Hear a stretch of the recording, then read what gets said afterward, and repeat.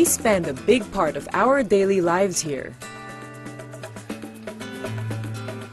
The twists and turns of each day are affected by the condition of our roads. Pag pupunta ako ng school, nag-jeep ako. Almost 30 minutes ang biyahe ko papuntang school. Minsan inaabot siya ng 1 hour kapag sobrang traffic na nagkukos ng sobrang nakakatagal dahil yung mga roads nga namin sa Manila ay masyadong lubak-lubak at may mga humps. Mula nung naayos at na-espalto yung nasimento talaga yung karsada, naging mas madali kasi una, hindi nagsisikip ang karsada, hindi nagbabaha. Talagang dumami yung mga sasakyan. Unang maluwag na. Tapos madali na kami, nakakaikot yung aming mga kariton. Nagmamadali ka na nga, tapos biglang traffic. So wala ka naman choice, di ba? Dahil yung usually iba, nire-repair yung kalsada. Tapos minsan, ang sa lansangan natin, parang walang traffic enforcer ang nakikita. Bago po ako naging isang kagawa, dati po ako isang taxi driver na naghahanap buhay sa lansangan. Lalong mga panahon na yun na napakaluwag ng ating mga lansangan dahil nga mabibilang mo sa daliri mo ang mga nagdadaang mga sasakyan ng araw. Which na ngayon, nagkaroon na tayo ng traffic congestion, gawa nga ng dumami na ng dumami ang mga sasakyan natin sa ating kapaligiran. Bantay Lansangan is working to help citizens like them, ensuring that the road sector is properly managed to help improve lives by providing quality roads. Bantay Lansangan is a multi-sectoral partnership comprised of the private sector, citizens groups, government, and development partners. It was established in 2007 with initial funding support from the Australian government. We do recognize the fact that each of those stakeholders has a different perspective, has a different agenda, but we all believe that we want to see a better road sector, cheaper roads and better built roads, and that's what sort of binds us together. The first phase of Bantay Lansangan's programs focus on working with the Department of Public Works and Highways, or DPWH, and other concerned government agencies to ensure quality national road services. The partnership seeks to increase transparency and access to information on DPWH projects. Road services are monitored to ensure that they are responsive to users' needs through more efficient and transparent use of public resources. Bantay Lansangan's monitoring activities are expected to reduce transaction costs and bureaucracy for road construction and maintenance and increase road user satisfaction. Bantay Lansangan is powered by strength in numbers, with citizens groups acting as the primary movers in upholding the values of social accountability. Citizens are empowered to know their rights with regards to the road sector, such as the right to quality roads and services. Those who depend on roads to make a living value the role that Bantay Lansangan plays in improving their lives. Roberto Alayon has been driving for a living most of his life. He must support his wife and children with a monthly income of about 5,000 pesos. Yung anak buhay ko si driver. Nung driver pa ako, parang nakita ko yung mga kalsada, yung mga lubak. Para sa akin, inis ako eh. Yung pala nung nag-seminar ako sa Bantay Lansangan, kita palang tao, may karapatan tayo magreklamo yung mga kalsada. Pag may Bantay Lansangan, maiwasan natin corruption, na-minimize yung corruption. Bantay Lansangan mobilizes communities to monitor government action on the delivery of road sector services. Among the most successful citizen groups in the country advocating social accountability action is the Concerned Citizens of Abra for Good Government, or CCAGG, a pioneering member of Bantay Lansangan. CCAGG has been carrying out on-the-spot checks on infrastructure projects in the northern part of the Philippines for almost 3 decades to ensure that government money is used for its intended purpose. Pura Sumangil, founder of the CCAGG, emphasizes the importance of participatory monitoring in such efforts. Ang aming background is participatory monitoring. Doing things with the community. Kasi yung community, sila yung talagang stakeholders. Sila yung magbabantay, sila yung may kakayahan na talagang magbantay ng pagkakagawa ng proyekto. Tinuturoan kasi sila yung mga community tinuturoan din. Kaya nakaka-supplement yung kanilang mga istorya sa report ng mga monitors, independent monitors. Kasi limbawa sasabihin nila, maski sa cement mix, malaking bagay yun. Ano yung ginamit na semento? Ganyan. Paano ang mixture ng cement with the aggregates? Alam yun ng mga tao kasi nanonood sila while feedback sila sa mga monitors. Kasi the monitors cannot be there 24 hours in a day. Kailangan na sa project site din, i-involve mo yung mga tao in problem solving, decision making. Sila yung nakakaalam. Malaking support sila. Kaya even in decision making, they should also be participating. Road sector governance follows a long and winding path with many challenges that promise a rough journey. The challenging journey starts from project planning to budgeting and includes project identification, feasibility studies, and procurement all the way up to implementation. Bantay Lansangan monitors each phase of road sector governance, upholding the values of transparency and accountability every step of the way. Volunteers undergo rigorous training to carry out Bantay Lansangan monitoring activities. Training is conducted by the Bantay Lansangan Secretariat, the Transparency and Accountability Network, in cooperation with the DPWH. The 3-day training session arms volunteers with the skills and knowledge to properly assess all aspects of road construction. Dan Porzuelo is one of the pioneering Bantay Lansangan volunteers. As Dan surveys the Oton Mambog Road in Iloilo, he looks for construction defects, such as small slabs of wood embedded in the concrete, spiderweb cracks, and small potholes. He records these in a Bantay Lansangan checklist.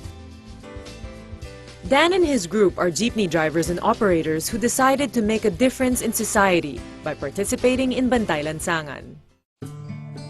The volunteer's path is not easy, but Dan and his companions are not deterred by the challenges of their chosen path. During monitoring activities, volunteers must forgo their means of livelihood and therefore give up the wages they would have earned for the day. They receive a modest allowance to cover transportation and meal expenses as they do their monitoring work. Curbing corruption and ensuring that their poor quality roads are reconstructed according to the correct design and specifications is not an easy journey. It calls for much sacrifice and struggle beyond the call of duty. There are also some hazards that come with the job. Pag marami kami pumupunta sa contractors or sa construction workers na lumalapit, mas secure kami pag marami kami kaysa sa mag-isa ka o dalawa lang kayo. Kasi alam namin yung risk sa trabaho namin. The information gathered by the volunteers helps pave the road towards social accountability. Access to information is key to overcoming the challenges of road sector governance, which is complicated further by politics. Allegations of misuse and abuse of public office for private gain are widespread in the road sector. Bantay Lansangan's monitoring efforts aim to gather the information needed to identify the unseen hands at work. We understand we are in a system of so massive graft and corruption, and the best approach there is to get the right information, and by doing non-adversarial work, it's very, very easy for us to obtain this information coming from our partners, because we tell them we try to help you in making systems work effectively and efficiently so that corruption and wastage of resources and slippages in terms of construction works, performance will be avoided. And it worked very well with that. Irregularities and dishonesty related to road construction and infrastructure are common in developing countries like the Philippines. This may be seen in the rapid deterioration of bridges and roads that seem to go nowhere. Abusive practices often begin as early as the project identification and budgeting phases due to strong political undercurrents. Ambitious business interests create more bumps in the rough road of governance. Political interference is one of the most challenging stumbling blocks that agencies involved in the road sector have to deal with. Bantay Lansangan helps to strengthen vigilance and citizen participation to ensure that government upholds the law for the common good. The news media also play a key role in this effort. Communicating information to the public encourages transparency and accountability in road project transactions. Good communication paves the way for social accountability. Operating within a large network of partners, Bantay Lansangan must work hard to communicate messages clearly to each and every partner. The Young Bantay Lansangan initiative faces many challenges. For one, the links between the network members must be strengthened by clarifying the partners' roles and responsibilities. It is also important to put a good communication system into place. More training and follow-up sessions with volunteers are needed as part of sustained capacity building activities. Budget constraints must be addressed. Financial support is constantly needed to sustain Bantay Lansangan's efforts. The road toward good governance is a winding one, accompanied by a growing network of passionate stakeholders working together to reach a shared goal of social accountability. Achieving constructive engagement between government and citizens must be founded on trust, transparency, and cooperation. Hope for a better future is at the heart of Bantay Lansangan's efforts. Hope steers the courageous volunteers to endure the treacherous road of monitoring, moving citizens and government to engage with one another to transform society. Sa survey, ang mga tao, in-explicar ko para sa atin ito, lahat, kaya tulungan natin ang Bantay Lansangan. Hindi lang kaming Bantay Lansangan, lahat tayo, dahil tayo may-ari nitong daan. Ang korupsyon para maganagan, ma-minimize ang korupsyon. Kaya sabi ko, lahat tayo mag-isa. Pagbantay tayo ng lansangan natin. Hindi lang sa inyo dito, kahit saan kayo, pwede concerned citizen. Ang gusto nyo dito. Dahil sa atin ito tanangan lahat problema. We are the stewards of these roads that sustain and connect lives. Bantay Lansangan reminds citizens of their role in governance, as enshrined in the 1987 Philippine Constitution. There are laws that underscore the importance of civil society's participation in governance.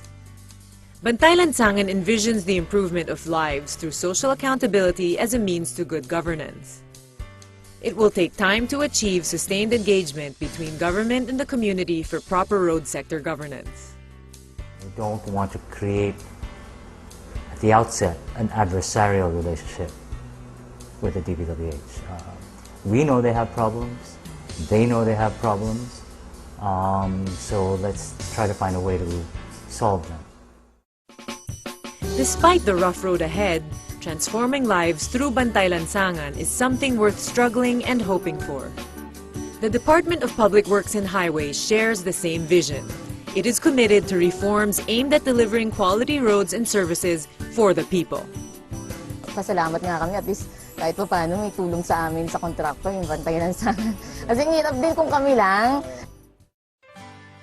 DPWH encourages feedback on road sector projects and values the significant role of Bantay Lansangan in advocating social accountability, transparency, and access to information. It is championed by volunteers working for sustained citizen participation and government responsiveness. Bantay Lansangan provides leverage for citizens to call on government leaders to deliver on the responsibility of providing better roads and services. Kung dati nagre-reklamo tayo, bakit ang kalsada natin lubak-lubak, hindi tayo makapag-transportation sa pupuntahan natin, bakit hindi tayo makilahok katulad na lang sa Bantay Lansangan, nagbibigay sa atin ng karapatan na maaari din tayong makatulong sa ating komunidad. Sa tingin ko, hindi sapat ang binibigay na impormasyon ng gobyerno Sana ipaliwanag ang batas sa amin at kung saan napupunta ang taxpayer money. Kasi mayroon naman kasi na kumbaga sisi tayo ng sisi sa gobyerno, pero tayo namang kapwa-tao, hindi rin kumikilos. So dapat merong cooperation and unity ng bawat isa para maging successful itong natin. Bantay Lansangan's success relies largely on the strength and resilience of its growing network. Beyond monitoring road construction, Bantay Lansangan aims to improve responsible road use and traffic management. Continuing support from government, the private sector, NGOs, and citizen groups is needed to sustain Bantay Lansangan's efforts to transform lives through an improved road sector.